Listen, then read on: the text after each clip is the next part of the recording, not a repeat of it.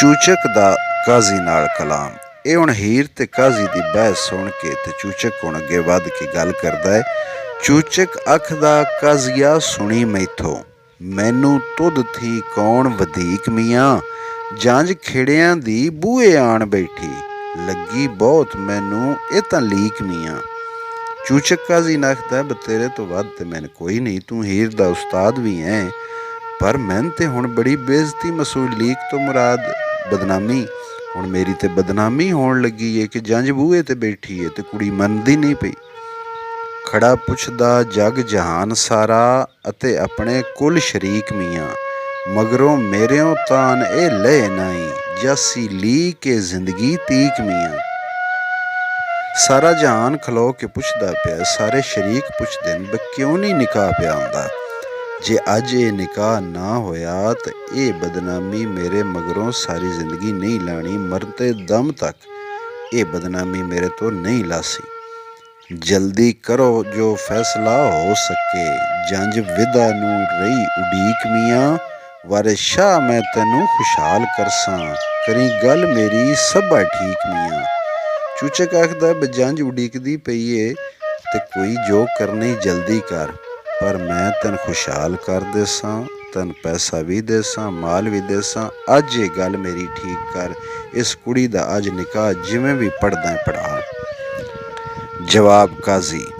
ਕਾਜ਼ੀ ਆਖਦਾ, ਚੂਚਕਾ ਸੁਣੀ ਮੈਥੋਂ, ਤੇਰਾ ਪਿਆ ਤੂਫਾਨ ਦੇ ਵਿੱਚ ਬੇੜਾ, ਇਹ ਤਾਂ ਜਾਣਦੀ ਪੇਚ ਦਰ ਪੇਚ ਬਹੁਤੇ, ਔਖਾ ਪੇਚਵੇਂ ਖੂਹ ਦਾ ਹੈ ਗੇੜਾ।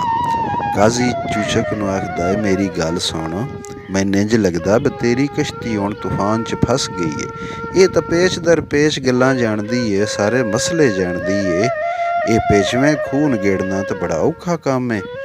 ਤਨੂਰ ਦਗੇ ਫਰੇਬ ਦਾ ਤਾ ਕੇ ਤੇ ਲਈਏ ਅਕਲ ਦੇ ਨਾਲ ਪਕਾ ਪੇੜਾ, ਅਗਲੇ ਪਾਸੇ ਗੱਲ ਸਮਝਾ ਦਈਏ, ਅੱਜ ਮੰਨਦਾ ਹੀ ਸਾਡੀ ਬਾਤ ਖੇੜਾ।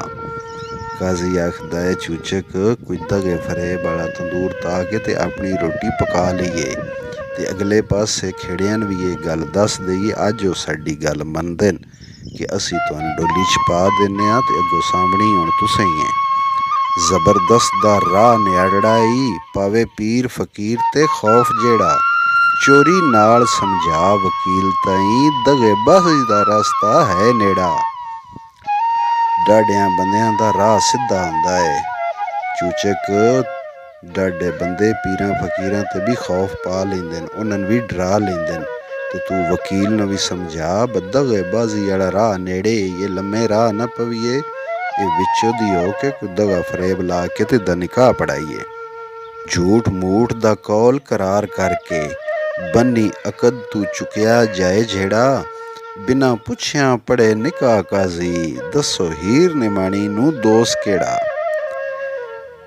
ਕਾਜ਼ੀ ਆਖਦਾ, ਚੂਚਕ ਕੋਈ ਝੂਠਾ ਮੂਠਾ ਇਕਰਾਰ ਬਣਾ ਕੇ ਤੇ ਇਸ ਦਾ ਨਿਕਾਹ ਪੜਾ ਦਿੰਦੇ ਹਾਂ, ਇਹ ਝਗੜਾ ਮੁੱਕ ਜਾਏਗਾ। ਹੁਣ ਬਿਨਾਂ ਪੁੱਛਿਆਂ ਕਾਜ਼ੀ ਨਿਕਾਹ ਪੜਾ ਰਿਹਾ ਹੈ, ਇੱਥੇ ਹੁਣ ਹੀਰ ਨਿਮਾਣੀ ਨੂੰ ਕੀ ਦੋਸ ਹੋ ਸਕਦਾ ਹੈ। ਕਰਨ ਖੌਫ ਖੁਦਾ ਦਾ ਮੂਲ ਨਹੀਂ, ਕਾਜ਼ੀ ਖਾਨ ਹਰਾਮ ਦਾ ਖਾਸ ਹੇੜਾ, ਵਾਰਿਸ ਸ਼ਾਹ ਨਾ ਰਵਾ ਨਮਾਜ਼ ਰੋਜ਼ਾ, ਹੱਕਦਾਰ ਦੇ ਨਾਲ ਜੋ ਕਰੇ ਭੇੜਾ। ਹੇੜਾ ਦਾ ਮਤਲਬ ਹੈ ਗੋਸ਼ਤ। ਇਹ ਖੌਫ ਖੁਦਾ ਦਾ ਨਹੀਂ ਕਰਦੇ, ਇਹ ਦੁਨੀਆਦਾਰ ਕਾਜ਼ੀ ਹਰਾਮ ਖਾਂਦੇ ਨੇ, ਹਰਾਮ ਦਾ ਗੋਸ਼ਤ ਖਾਂਦੇ ਨੇ, ਇਹਨਾਂ ਨੂੰ ਰੱਬ ਦਾ ਖੌਫ ਕੋਈ ਨਹੀਂ।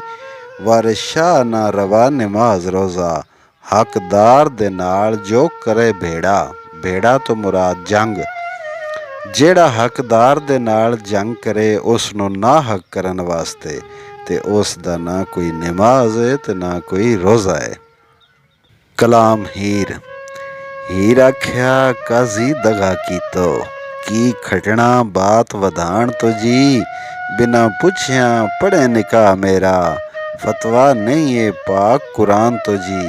ਇਹ ਰੱਖਦੀ ਏ ਕਾਜ਼ੀ ਧੋਖਾ ਕੀਤਾ ਈ, ਕੀ ਖਟੇ ਗੱਲ ਵਧਾ ਕੇ, ਤੈਨੂੰ ਪਤਾ ਨਹੀਂ ਬਿਨਾਂ ਪੁੱਛਿਆਂ ਨਿਕਾਹ ਪੜ੍ਹਨਾ ਇਹ ਕੁਰਾਨ ਦਾ ਫਤਵਾ ਨਹੀਂ ਹੈ।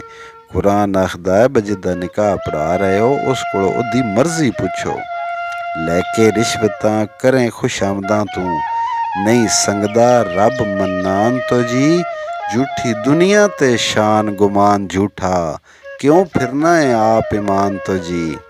ਤੂੰ ਰਿਸ਼ਵਤ ਲੈ ਕੇ ਵੱਡੀ ਲੈ ਕੇ ਤੇ ਖੁਸ਼ਾਮਦਾਂ ਪਿਆ ਕਰਦਾ। ਸੋਹਣੇ ਰੱਬ ਤੋਂ ਨਹੀਂ ਸ਼ਰਮਾਉਂਦਾ, ਸੋਹਣੇ ਰੱਬ ਤੋਂ ਨਹੀਂ ਡਰਦਾ। ਇਹ ਦੁਨੀਆ ਤੇ ਝੂਠੀ ਏ, ਇਹ ਸ਼ਾਨ ਝੂਠਾ ਹੈ, ਇਹ ਸਭ ਕੁਝ ਝੂਠਾ ਹੈ। ਤੂੰ ਆਪਣੇ ਇਮਾਨ ਤੋਂ ਫਿਰ ਕੇ ਕੀ ਖਟਣਾ ਹੈ। ਇਹ ਜੋ ਕੁਝ ਤੂੰ ਦੌਲਤਾਂ ਅੱਜ ਲੈਣੀਆਂ ਨੇ, ਇਹ ਤਾਂ ਇੱਥੇ ਹੀ ਰਹਿ ਜਾਣੀਆਂ। ਜਿਆ ਕੀਤੀ ਹੋਈ ਮਿਲਗ ਸਜ਼ਾ ਤੈਨੂੰ, ਬਦਲਾ ਪੌਸੇ ਰੱਬ ਰਹਿਮਾਨ ਤੋਂ ਜੀ। ਵਾਰਿਸ ਸ਼ਾਹ ਕੁਝ ਅਮਲ ਕਮਾ ਮੀਆਂ, ਔਂਤਰ ਜਾਏਗਾ ਐਸ ਜਹਾਨ ਤੋਂ ਜੀ। ਅੱਜ ਕਾਜ਼ੀ ਜੋ ਕੁਝ ਕੀਤਾ ਇਸ ਦੀ ਸਜ਼ਾ ਤੈਨ ਲੱਭਸੀ। ਸੋਹਣੇ ਰੱਬ ਕੋਲੋਂ ਤੂੰ ਇਸ ਦਾ ਬਦਲਾ ਜ਼ਰੂਰ ਪਾ ਲੈਸੇ। ਵਾਰਿਸ ਸ਼ਾਹ ਕੁਝ ਅਮਲ ਕਮਾ ਮੀਆਂ, ਔਂਤਰ ਜਾਏਗਾ ਐਸ ਜਹਾਨ ਤੋਂ ਜੀ। ਔਂਤਰ ਜਿਸ ਦੀ ਕੋਈ ਔਲਾਦ ਬਾਲ ਬੱਚਾ ਨਾ ਹੋਵੇ, ਜਿਹਦਾ ਪਿੱਛੇ ਕੋਈ ਨਾਂ ਲੈਣੇ ਵਾਲਾ ਨਾ ਹੋਵੇ। ਵਾਰਿਸ ਸ਼ਾਹ ਤਸ਼ਬੀਹ ਦੇ ਰਿਹਾ ਕਿ ਬਿਨਾਂ ਅਮਲਾਂ ਤੋਂ ਜਿਹੜਾ ਅੱਗੇ ਜਾਏਗਾ ਉਹ ਇੰਝ ਹੀ ਗਿਆ ਜਿਵੇਂ ਔਂਤਰ ਗਿਆ। ਉਸ ਕੋਲ ਅਮਲ ਨਹੀਂ ਤੇ ਉਸ ਕੋਲ ਕੁਝ ਵੀ ਨਹੀਂ।